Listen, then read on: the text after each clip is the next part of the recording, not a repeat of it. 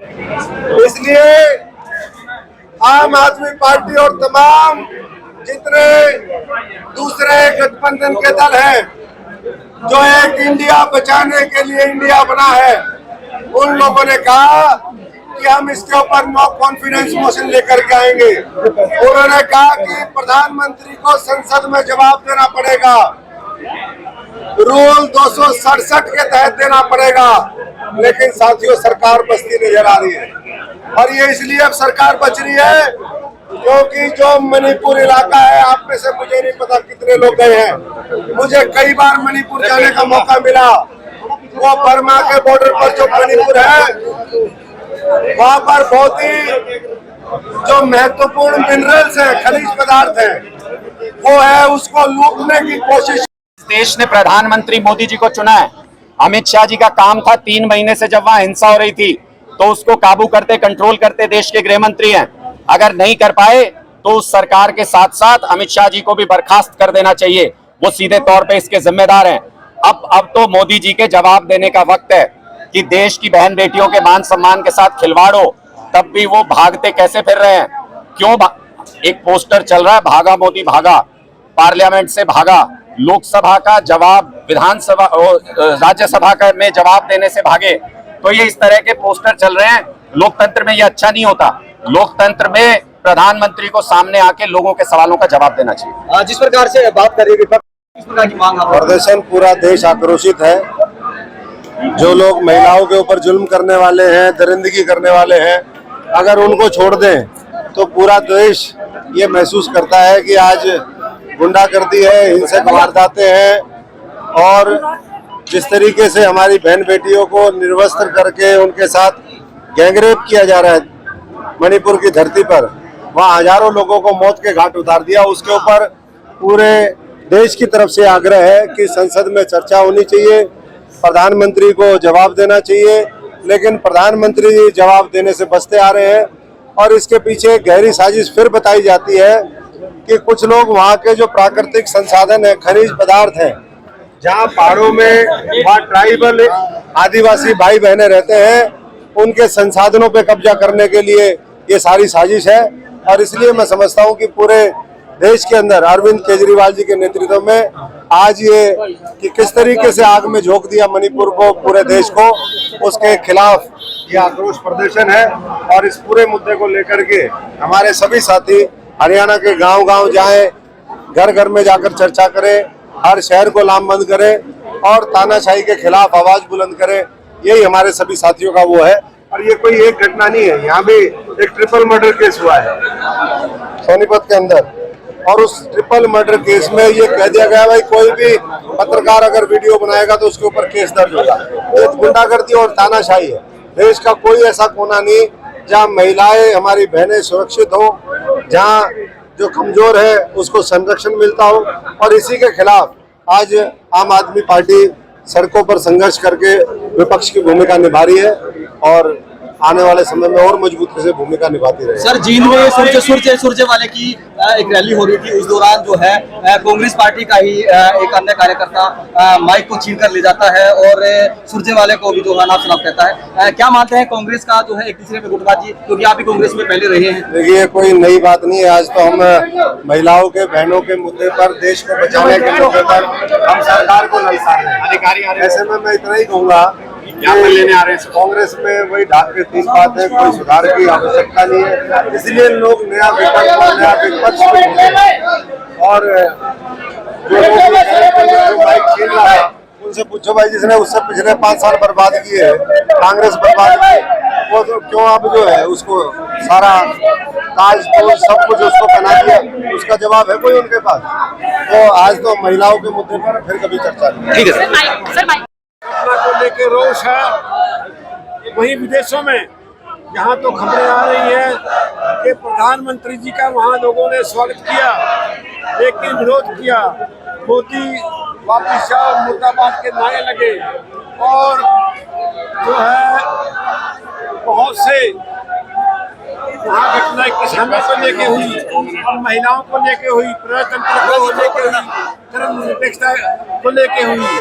और यहाँ पर जो आज मणिपुर में हुआ है, भाइयों, हरियाणा, उत्तर प्रदेश और मणिपुर तक ये घटनाएं घट रही हैं। बहुत ही शर्म की बात है, पूरी दुनिया में हमारी बदनामी हुई है और सरकार खामोश है। ये इनको भुगतान करना पड़ेगा और आने वाले चुनाव में आप देखोगे रिजल्ट, ये कहीं टूटे नहीं मिलेंगे। धन्यवाद। देवेंद्र जी, आज प्रदर्शन किया है आम आदमी पार्टी ने, क्या कहना चाहोगे?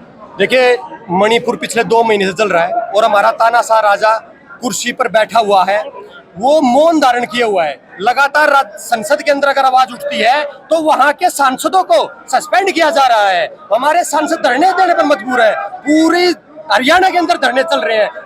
मणिपुर के अंदर महिला, एक फौजी जिसकी बीवी इसके अंदर नग्न कर अवस्था के अंदर जो घुमाई गई है, उस फौजी ने कारगिल युद्ध के अंदर लड़ाई लड़ी। वो रो रहा है कि मैं देश के लिए अपने प्राण न्यौछावर करने के लिए खड़ा था, लेकिन मैं आज अपनी बीवी की रक्षा नहीं कर पाया।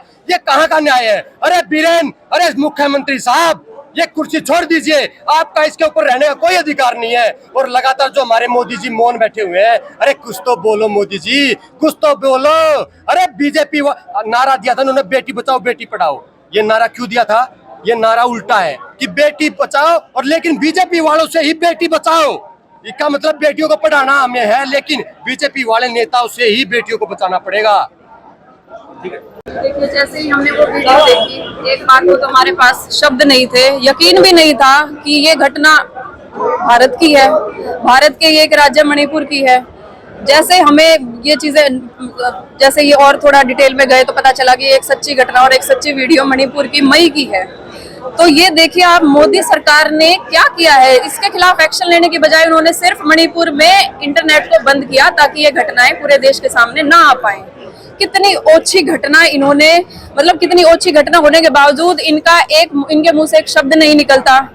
हमारे सांसद संजय सिंह जी ने जब राज्यसभा में इस मुद्दे को उठाया और बोला कि मोदी जी आए और इस पर अपना वक्तव्य दें, लेकिन उन्होंने वक्तव्य देने से मना कर दिया। उनके पार्टी के जो और पदाधिकारी हैं और उनके पार्टी के कार्यकर्ता हैं, उनका रिप्लाई आप सुनिए एक बार। आपने सुना होगा, आपने दिल्ली के सांसद मनोज तिवारी जी का बयान क्या था?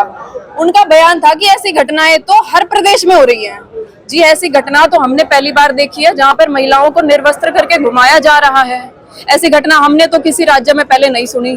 और अगर जहां भी ये घटनाएं होती है, यकीनन ये बहुत ही कंडेम करने वाली चीज है, लेकिन जो मणिपुर में घटना हुई है, ऐसी घटना भारत में पहले कभी नहीं हुई। और अगर मोदी जी इस बात पर भी कुछ नहीं बोल सकते तो उन्हें अपनी गद्दी छोड़ देनी चाहिए।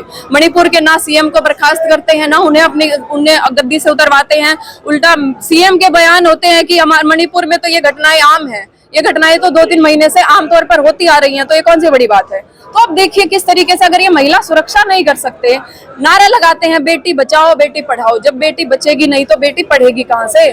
तो बेटियों को पहले बचा तो लो, उसके बाद आप पढ़ाई की बातें करना। पढ़ाई में तो आप कितने विफल हुए हो, रोजगार में कितने विफल हुए हो, सारा देश देख रहा है, लेकिन कम से कम बचा तो लो। इतनी बुरी हालत तो महिलाओं की इस देश में मत होने दो, जहाँ पर माँ सीता को, दुर्गा को, अनेक देवियों को यहाँ पर पूजा जाता है, और इसी भारत में आज महिलाओं की, नारी की ये हालत है। तो ये बहुत ही शर्मनाक है, और इसी मुद्दे पर हम आज आम आदमी पार्टी इकट्ठी हुई है और सोनीपत में हम ज्ञापन देने पहुंचे हैं। देखिए, हमारे भारत में इतनी विभत्स घटना हुई है जिससे पूरा देश शर्मसार है। पूरी महिलाओं के अंदर इतना आक्रोश भरा हुआ है। जो मणिपुर का जो एक वीडियो रिलीज हुआ जिसमें पता चला कि मणिपुर में महिलाओं के साथ किस तरह से घिनौना कार्य हो रहा है, किस तरह से महिलाओं को निर्वस्त्र करके पेड़ कराई जा रही है और उनके साथ दुराचार हो रहा है, उसके विरोध प्रदर्शन के लिए आज आम आदमी पार्टी का महिला संगठन और पूरे कार्यकर्ता यहाँ पे इकट्ठे हुए हैं। मैं इस बीजेपी सरकार से ये जानना चाहती हूँ कि ये बेटी बचाओ का नारा तो देते हैं, लेकिन कहाँ से? मणिपुर की बेटियाँ क्या हमारे देश की बेटियाँ नहीं है? आज ये मणिपुर में हो रहा है, कल को हरियाणा में होगा। और हरियाणा की तो अगर हम बात भी करें तो हरियाणा में महिलाएं कहाँ से सुरक्षित हैं? महिला पहलवान हमारी, जो उन्होंने बृजभूषण सांसद के खिलाफ इतने गंभीर आरोप लगाए थे, यौन शोषण के लगाए थे, उसके बाद भी उस सांसद को कोई सजा नहीं मिली है। हरियाणा के खेल मंत्री के खिलाफ इतने गंभीर आरोप लगे, लेकिन उसको अभी तक पद से बर्खास्त नहीं किया गया। तो ये सरकार अपने व्यभिचारी मंत्रियों, सांसदों को संरक्षण देती है, बेटियों को कहीं से संरक्षण नहीं देते। हम हमारे माननीय प्रधानमंत्री मोदी जी से एक ही बात पूछना चाहते हैं, जब वो मन की बात करते हैं, क्या महिलाओं के लिए उनके अंदर थोड़ी भी संवेदना नहीं है? क्या वो मन की बात अब नहीं कर सकते हैं जब इतना कार्य हो रहा था वहाँ? क्या उन तक इस तरह की कोई रिपोर्ट नहीं पहुंची थी?